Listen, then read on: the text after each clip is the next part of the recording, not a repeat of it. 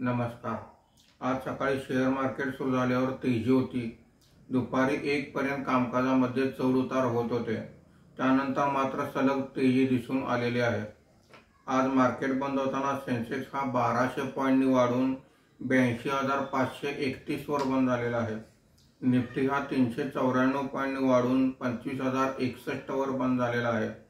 Bharat America यांच्यामध्ये trade deal होण्याची शक्यता, क्रूड प्राइसेसमध्ये झालेली घसरण, FIIचा मोठ्या प्रमाणावर बाईंग आणि व्याज दरात कपात होण्याची शक्यता या मुख्य कारणांमुळे आज तेजी दिसून आलेली आहे।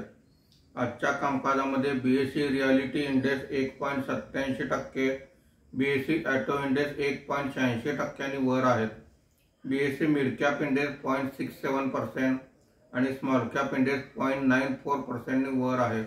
आज सर्व इंडेक्समध्ये तेजी दिसून आलेली आहे। आजच्या कामकाजामध्ये निफ्टीमध्ये वाढलेले मुख्य शेअर्स पुढील प्रमाणे: hero MotoCorp 6.34%, JSW steel 4.95%, Tata Motors 4.17%, Trent 4.02% अशी वाढ आहे। आज निफ्टीमध्ये फक्त इंडसइंड बँकेच्या शेअर्समध्ये 0.11% ची घसरण झालेली आहे। बाकी सर्व शेअर्समध्ये तेजी आहे।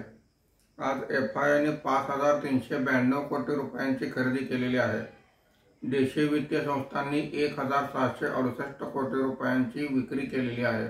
बऱ्याच दिवसानंतर पहिल्यांदा निफ्टीने आज 25,000चा टप्पा ओलांडलेला आहे। धन्यवाद।